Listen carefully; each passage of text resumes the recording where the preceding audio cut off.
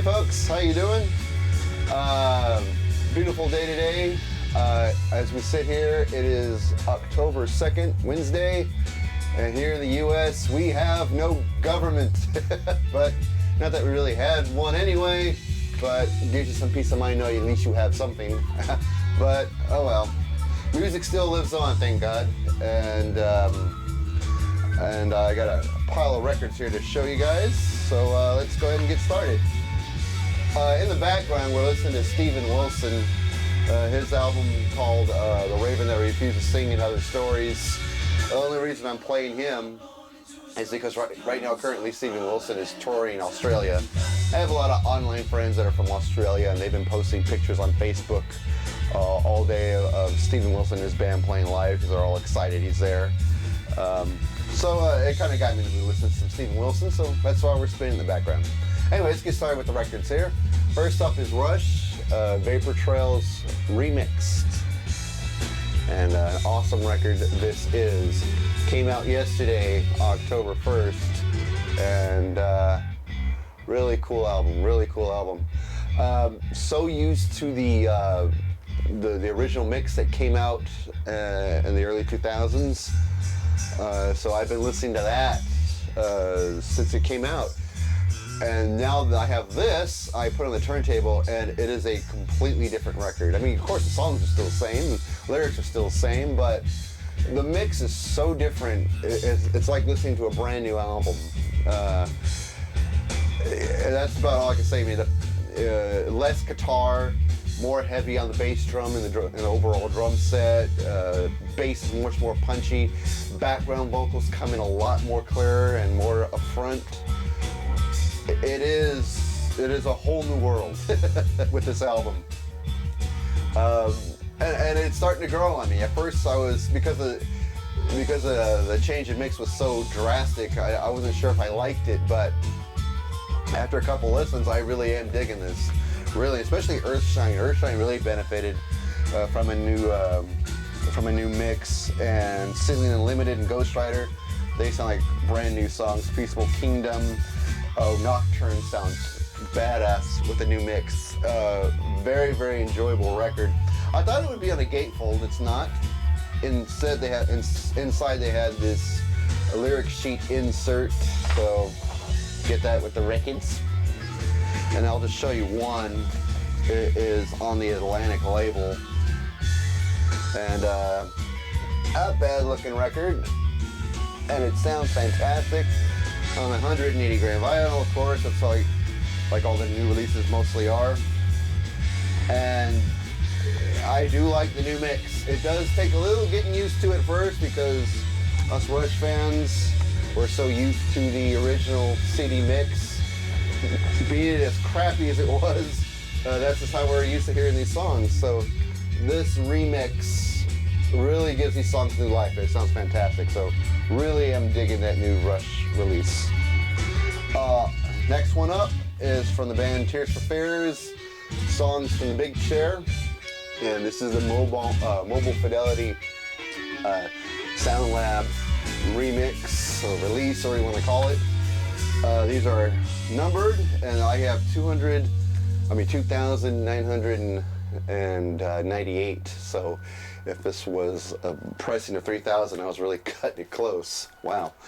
But this sounds fantastic. I had my used copy for so long. I just got used to hearing that. As you can see, it's a gatefold record. So there we go. And it has the original photos from the original release. Big upgrade in sound. Huge upgrade. Sounds completely better. Just absolutely amazing. And it's on this silver label for Mobile Fidelity. Give you a look at it there. And also 180 gram. That seems to be the standard when new releases these days. But yeah, the mix is so much better than the used copy I have. This is a big time upgrade. And it was funny, the day I bought this, I bought this at Rasputin here in town. And normally I don't like shopping there because they don't really didn't really care about their vinyl too much. I mean, yeah, there's new vinyl there. You can get all the new releases there. But used vinyl, they really don't put much of an effort. You know, and some of the people there have an attitude. They're kind of arrogant sometimes. So it's not a very fun place to shop if you're a vinyl lover.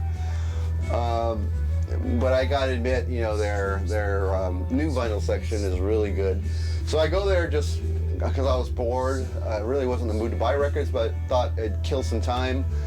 And I really wasn't planning on buying much. Maybe a few selections out of the dollar bin was about all I was gonna do, until I see this in the new release bin, and I just immediately snatched it up and went straight to the counter. It was like $23, but well worth every cent, because the upgrade in the mix is just incredible. The whole album sounds fantastic on here. What benefited from the mix was, of course, the song is A Working Hour, Everybody Wants to Rule the World, Shout, well, basically all of side one and all of side two, because every song benefited big time from this pressing, and I'm so happy to have this. This was one of my favorite records in 1985, and to hear it this way, from now on, this is the only way I'm going to hear it. It's just one of my favorite albums in my collection now. I think I've spun this thing like 4 or 5 times already and just get blown away every time. So really in love with this album. Okay, let's get to the used finds. Bee Gees' Greatest, an album I had before, but mine skipped like a little girl, so it was time to find an upgrade to it. I found this used copy for $6. And this is a 2-record set, tri-gatefold. There's a picture of the boys. Not bad. And, you know, really clean copy, I'll show you. Really, really clean copies. The vinyl looks really nice. And not a scratch on it. Very clean, plays like a dream, purrs like a kitten. And the songs, all the classic songs sound great on here. Record number 2 is slightly warped. I remember I got pissed when I saw that. Put it on the turntable and saw it started spinning. I saw it doing this. And I was like, ah, Christ sakes. What's it take to get a good copy of this album?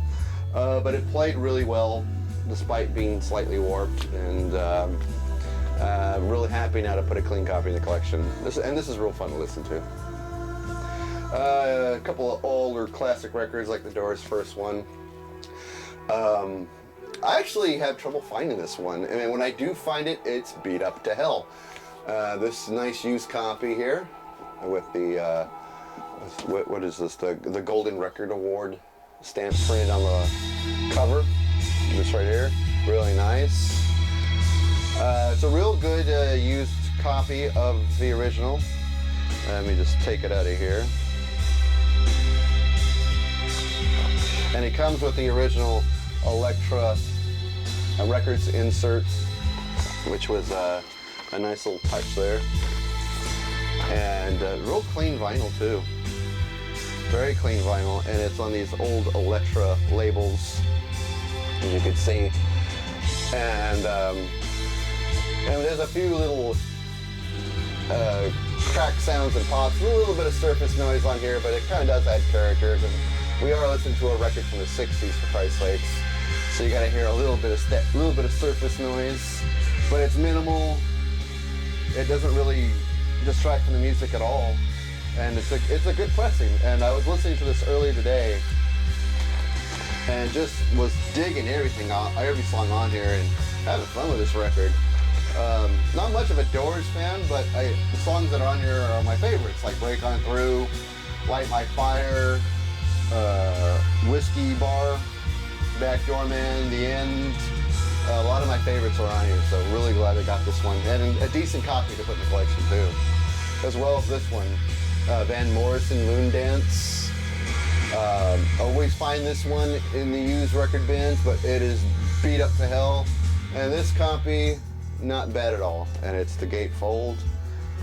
I haven't read this story yet. I was starting to, but started listening to music, and music was just too distracting, so I stopped reading. So maybe a little later I'll read this little story inside here. And it is on the Warner Brothers label, as you can see. And a real nice copy of the album too. This is a classic record. Almost everybody in the VC has this album. I didn't have it yet because, like I said, every time I found it, it was beat up.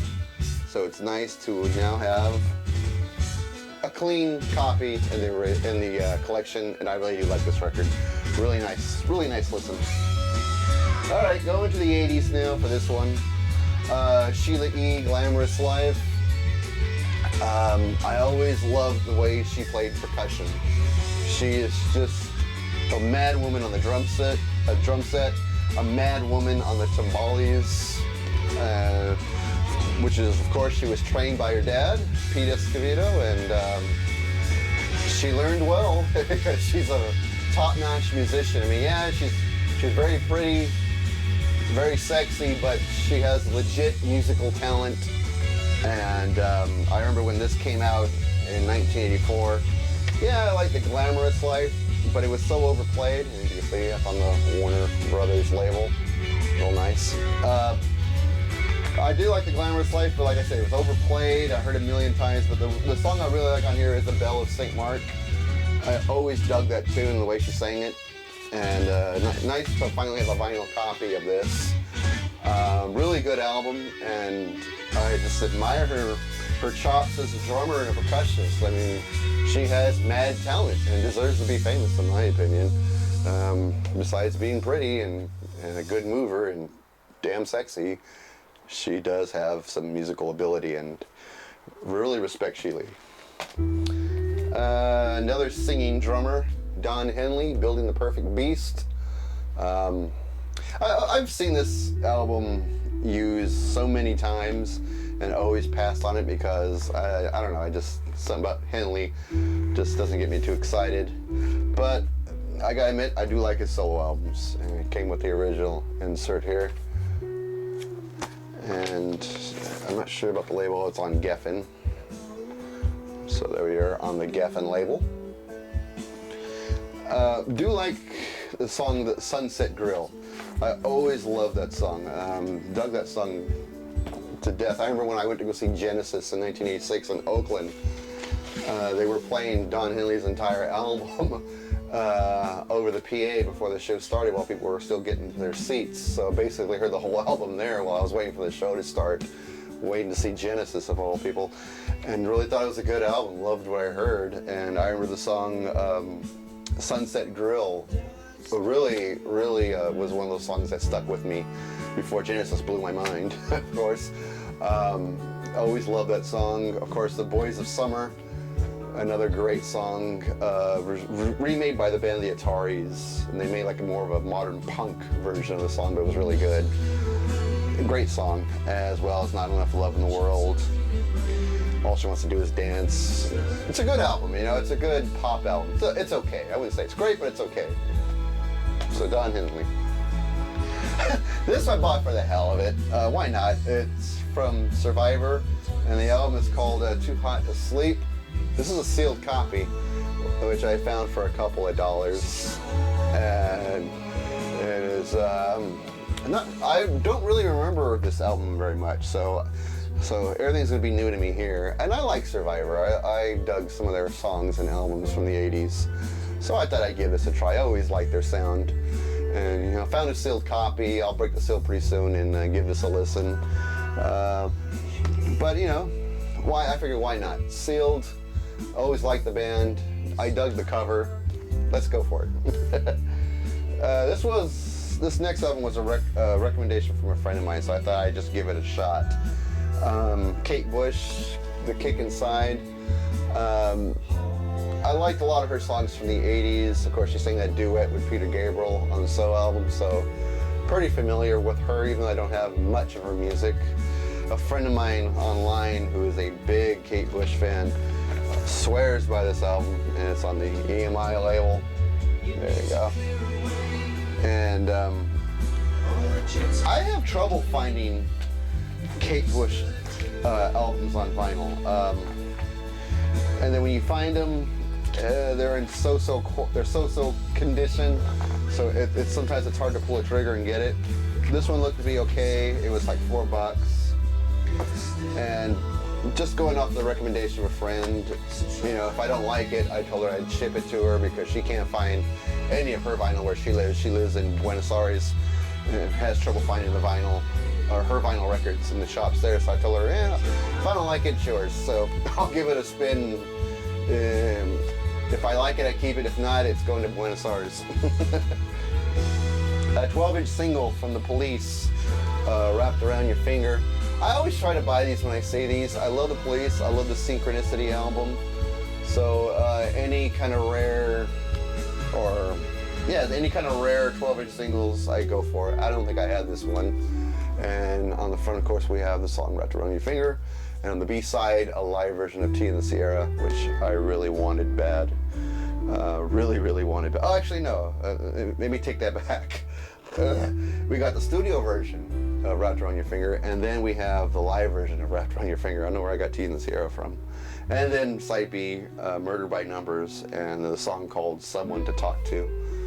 So I think the live version, there was another, there was King of Pain, the 12-inch single from King of Pain had the live version of Tea in the Sierra. I don't know why I got confused with this one. And of course, it's on a white label promo label, so made this a pretty cool find. Found it for $2. So I thought I'd pull the trigger. Why not? Because it had the rare live version of the song and the studio version of the song all in one record. So I thought, I'll do it. What the hell? So going into the Police collection, really nice. Now this is interesting. This is from Dokken, and this is a test pressing for a 12-inch single for the song Burning Like a Flame. I'll take it out. It's just on a simple white label because it's a test pressing. And I'll bring it up there so you can see the label. Just a test pressing of the 12-inch single. The guy in the shop only wanted $2 for it, and I was gonna leave it there, but this is such a rarity, so I thought, what the hell, I'll put it in my next album out of the other Dokken records. Just found something rare, test pressing for the 12-inch single, and I always dug that song, Burning Like a Flame. It's from one of my favorite Dokken albums, which is Back to the Attack. That's my favorite Dokken album. So, a good little collection piece to go along with my favorite record from Dokken. And the last 12-inch, and this is pretty interesting. This is called Genesis Tonight, Tonight, Tonight, and there's no music on this album because it's a interview disc. Back in the 80s, Atlantic Records were putting these out, and it was an interview with the guys from Genesis, Tony Banks, Phil Collins, Mike Rutherford. And one side is the questions and answers, and then side two is just the answers. And they would send these to the radio stations, and the radio stations could edit it any way they wanted to. And they would broadcast an interview with the band without the band actually being there. So I thought that was pretty rare. I had one with Phil Collins, and now here we now have one with Genesis, and it's just on the Atlantic label. And it's just an interview disc. There's no music on here at all. It's just an interview with three guys from Genesis, and it's just a cool thing to listen to. I listened to it once already, and it was a pretty interesting little interview that they did. And so this is a really nice little thing to have to go with all the 12-inch singles I had from the Invisible Touch era of Genesis.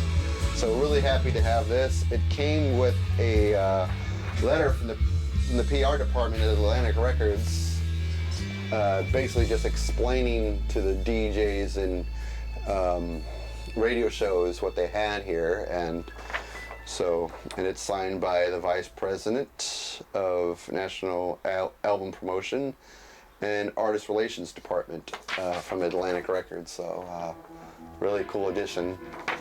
And it also has a basic transcript of the entire interview, the questions and answers portion, with all the times of each question, how long they took to answer.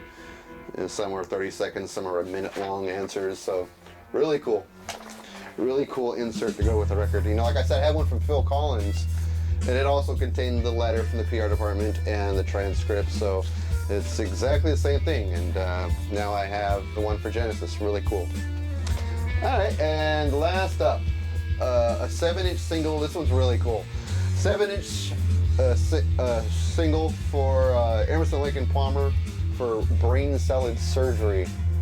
And I dig that cover. I have the album Brain Salad Surgery from Emerson, Lake and Palmer, and it's one of my favorite album covers in my collection. And so I had to get this. This is just too awesome. And of course it's on this promo label. It's for promotional only. What's the name of the record company? Montecore, I believe, is what the name of the company. Really cool blue promo label. So of course on the A side we have Brain Salad Surgery, and on the B side we have Still You Turn Me On. Was listening to this earlier. It's just a great little 7-inch single. This little guy is so cool, and like I said, I dig that album artwork. If you could ever find a good used copy of this album, just get it, because the artwork on this album cover is just really nice, and it goes with the music really well too. So really dig that. All right, that's gonna do it, folks. That's my dig for the day. And pretty long video. I always try to keep them short, but you know, I start rambling and blah blah, and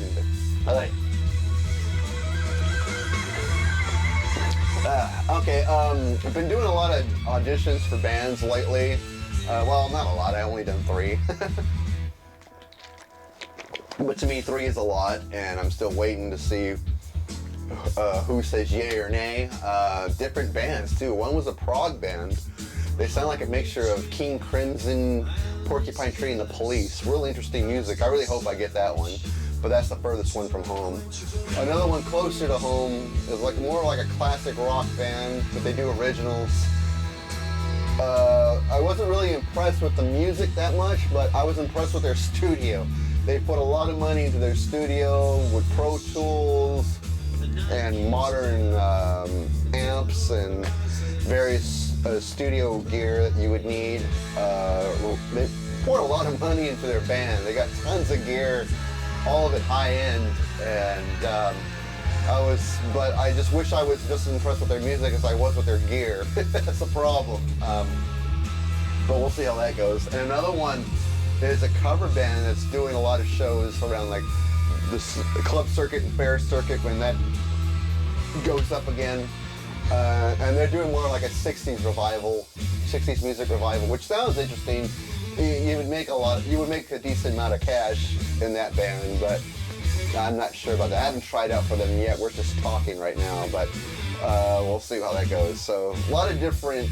I like the fact that I'm trying out. All these bands are different. None of them sound alike. They're all different styles of music, and it's what keeps it interesting. So we'll see where I end up. I just thought I'd throw that out there as an update. Anyway, hope everyone's doing well, and I'll see everyone at the next video.